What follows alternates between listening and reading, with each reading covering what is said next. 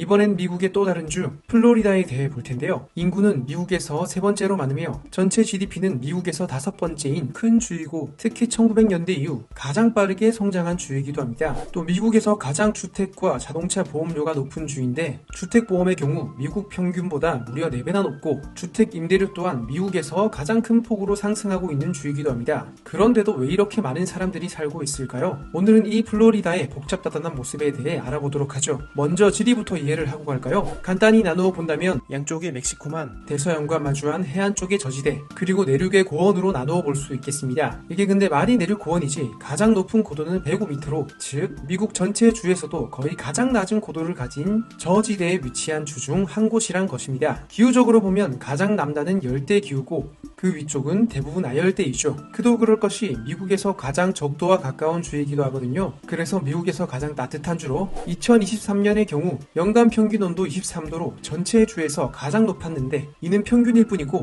여름엔 따뜻한 것을 넘어 상당히 더운 주라 볼 수 있습니다. 자, 이번엔 역사를 볼까요? 플로리다는 처음엔 스페인의 땅이었습니다. 1514년 스페인의 탐험가 후안 폰세 데 레온이 플로리다 동부 해안에 도착하며 이곳에 대한 역사적 기록이 시작되었는데요. 이때부터 이곳은 나플로리다라고 알려지다 현재의 주명까지 왔다 보시면 되겠습니다. 스페인은 이곳을 발견하고 식민화를 시도했지만 원주민 세력들도 있다 보니 식민화가 쉽진 않았죠. 그러다 1564년 현재의 잭슨빌 지역의 캐롤라인 요새를 그리고 조금 더 아래 현재의 세인트 오거스틴 지역엔 샌 어거스틴 정착지를 건설하는 데 성공하게 됩니다. 그리고 현재의 마이애미, 웨스트 팜비치, 펜사콜라, 템파 등 강어기를 중심으로 식민지 도시를 점차 넓혀갔죠. 그리고 이 스페인에 의한 식민지 상태는 무려 1821년까지 이어집니다. 당연히 이 시기에 언어나 문화적 측면에서 스페인의 영향을 받았겠죠. 1820년경엔 미국은 이미 동쪽에서 서쪽으로 영토를 확장한 상황이었거든요. 당연히 미국은 동남쪽 끝 이 플로리다 반도를 계속 노리고 있었는데 이런 상황에서 스페인은 플로리다를 관리하기가 당연히 쉽진 않았을 겁니다. 정착민이나 수비대를 보낼 여유도 없었고 이곳에서 수입도 거의 얻지 못하다 보니 플로리다를 계속 점령하는 것이 상당한 부담이기도 했던 스페인은 1821년 이 땅을 미국에게 500만 달러에 팔게 되죠. 그리고 그 다음에 플로리다는 미국의 준주가 되고 1845년엔 미국의 27번째 주가 됩니다. 이렇게 미국의 땅이 되었는데 플로리다 초창기 모습은 어땠을까요? 지금은 미국에서도 손에 꼽히는 경제 규모와 인구를 가지고 있는 거대한 주이지만 당시 모습은 정반대였습니다. 1860년 플로리다의 인구는 14만 명 정도로 미국 남부주 중에서 가장 인구가 적었고 그중 거의 절반은 노예였죠. 그 이유는 지리에 있는데요. 이곳은 저지대에 열대 기후를 가진 지역이라 말씀드렸잖아요. 이런 지리와 기후의 영향으로 인해 당시 플로리다는 대부분 늪지대나 숲이었습니다. 다른 주들이 가지고 있는 농업, 목축업, 광물 채굴, 천연 자원 등 경제적 활동을 위한 환경적 이점이 거의 없는 지역이란 것이죠. 그렇기 때문에 사실상 버려졌던 지역이고 미국의 27번째 주라고는 하지만 사실상 미국에게 마지막까지 남겨진 개척지라 보아도 무방하다 볼 수 있습니다.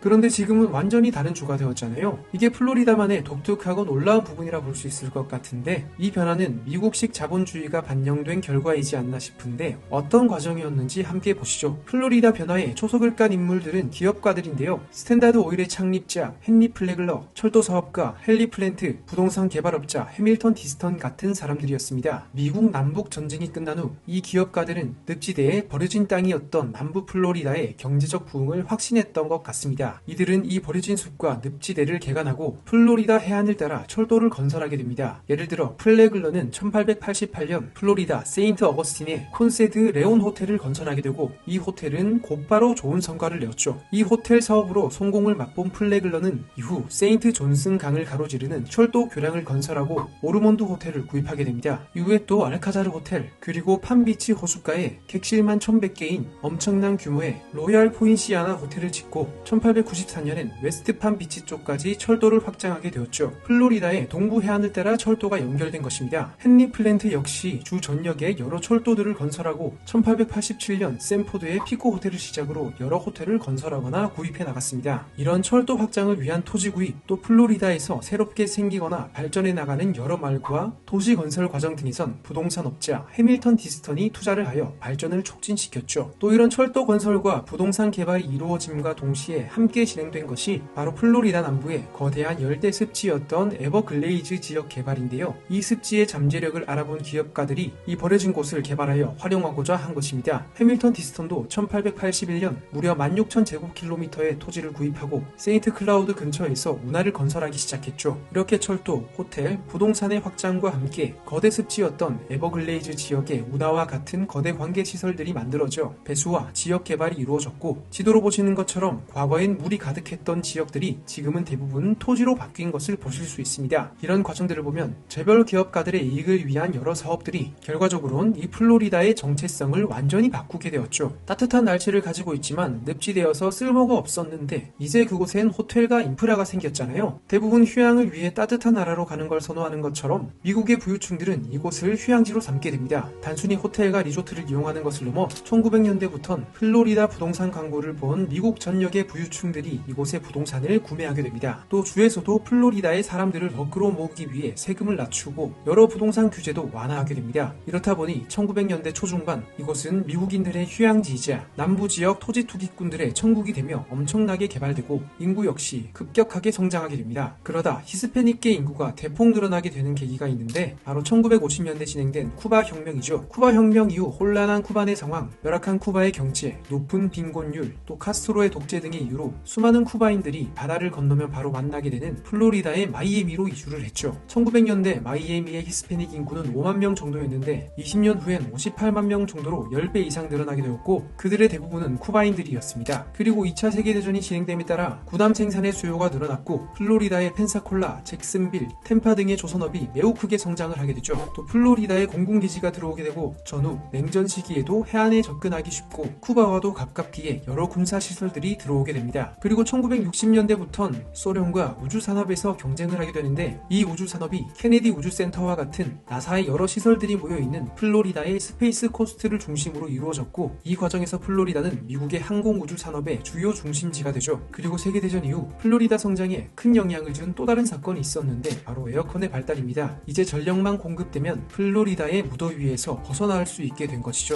또 자동차가 보급되고 미국 전역 고속도로 시스템이 더 발달하며 북부와 중서부의 주민들이 더 많이 플로리다로 오게 됩니다. 낮은 세율, 따뜻한 기후, 아름다운 날씨를 가진 드림랜드가 된 플로리다로 미국 내의 사람들뿐만 아니라 이제는 추운 옆나라 캐나다의 은퇴자들도 플로리다로 오게 되죠. 예를 들면 플로리다엔 55세 이상의 사람이 최소 1명 이상 주택에 거주해야 하는 더 빌리지라는 은퇴자를 위한 마을이 있는데 여기엔 현재 15만 명 정도의 인구가 거주 중입니다. 은퇴 노인들의 수요에 맞추어 이곳의 부동산 업자들이 기막힌 상품을 만들었고 성공을 한 것이죠. 이런 여러 과정들로 인해 1950년엔 미국 내 인구 순위 20위였던 플로리다는 2000년엔 4위, 2014년엔 3위에까지 올라가게 됩니다. 게다가 한 지역에만 지나치게 몰린 것도 아닙니다. 마이애미, 올란도, 템파, 잭슨빌, 텔러 해시 등 인구가 많은 주요 도시들이 비교적 주 전역에 고르게 분포되어 있음을 알 수 있습니다. 게다가 최근 들어 미국에서 가장 많은 사람들이 이주해오고 있는 주 중 한 곳이기도 합니다. 그 이유는 우선 앞서 말씀드린 것처럼 여전히 수많은 은퇴자들이 이 따뜻한 주로 몰리고 있고 수많은 젊은 노동자들도 플로리다로 이주하고 있습니다. 이주의 중요 이유 중 하나는 플로리다엔 소득세가 없다는 것이죠. 예를 들면 캘리포니아, 뉴욕, 뉴저지 같은 곳은 최대 10% 이상의 소득세를 내야 하는데 플로리다는 아예 없죠. 세금이 낮다는 사실은 기업들에게도 선호되기에 여러 금융이나 기술 회사들의 지점들이 플로리다 마이애미에 건설되었고 관련된 노동자들이 이곳으로 많이 들어오는 것입니다. 지난번 보았던 와이오밍의 경우에도 소득세가 전혀 없었지만 일자리도 인프라도 사람도 없는 주였잖아요. 그런데 플로리다는 똑같이 세금은 없는데 일자리도 사람도 따뜻한 날씨도 멋진 해변도 또 금융과 기술 산업의 중심지인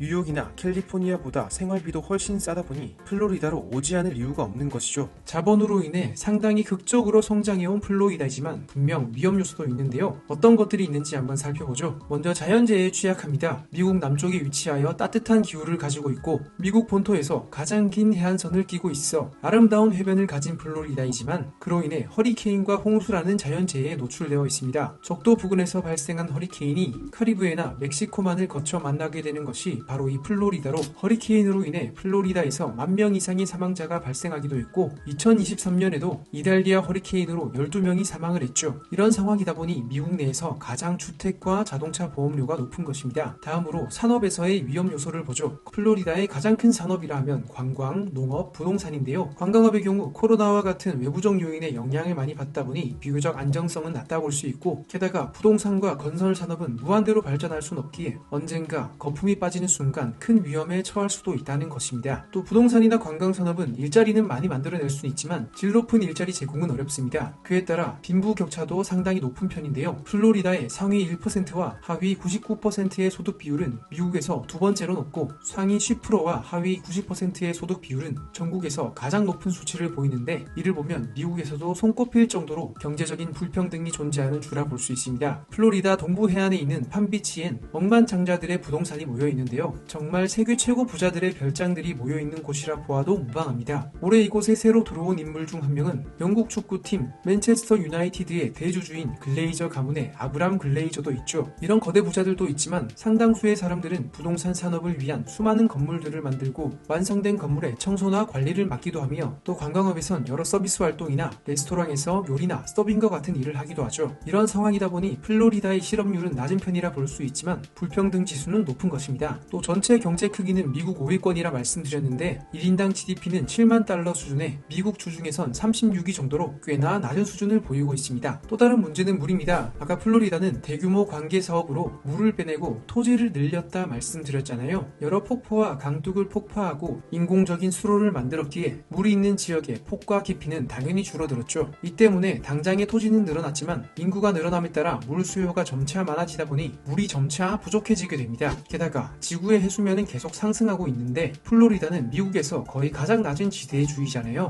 해수면이 올라오면서 바닷물이 점차 이 지역의 땅을 삼키게 되는데 강의 길이가 좁고 깊이가 낮을수록 당연히 오염되기 쉽습니다. 그런데 과거 플로리다 개발 과정에서 강을 그렇게 만들어 버렸으니 플로리다의 강은 쉽게 오염되었고 염도가 증가한 강의 범위는 계속 늘어가고 있습니다. 실제로 레이크워스 지역의 경우 해변 쪽의 담수 저장소 5개의 물이 염도가 높아져 즉 짠물이 되어 담수로 쓰기 어려워지다 보니 시설을 폐쇄했고 내륙 쪽에 3개의 담수 저장소를 새로 건설하기도 했습니다. 그래서 과거 에버글레이즈 배수 사업이 득보다 오히려 실이 많은 사업이었다고 평가되기도 하죠. 그리고 이 물 부족은 엄청난 물을 쓰는 농업의 미래 역시 불투명하게 하고 있습니다. 이렇게 보면 플로리다의 주요 3가지 산업 모두 상당한 위험 요소를 가지고 있는 것이죠. 마지막으로 이주의 정치적 성향에 대해 말씀드리면 플로리다는 다양한 인종, 연령, 계층이 모여 있다 보니 전통적으로 한쪽으로 치우치지 않은 대표적인 미국의 스윙주라 볼 수 있습니다. 선거에서도 공화당과 민주당의 우세가 번갈아가며 나타나고 있고 그 차이 또한 매우 적었는데 최근 몇 년간은 공화당이 조금 더 우세한 보수세가 조금 더 강하게 이어지고 있는 듯하네요.